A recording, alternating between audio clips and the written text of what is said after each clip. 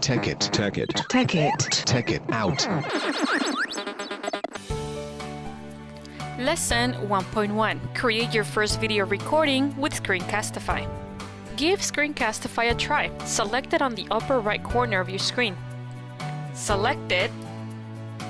You can enable the microphone, you can embed the webcam as well.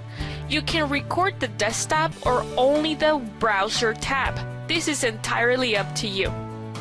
I'm going to start recording to make sure that it is working.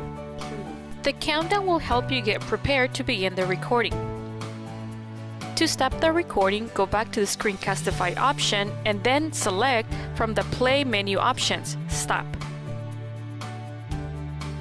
Your Screencastify recordings are automatically saved in your Google Drive account.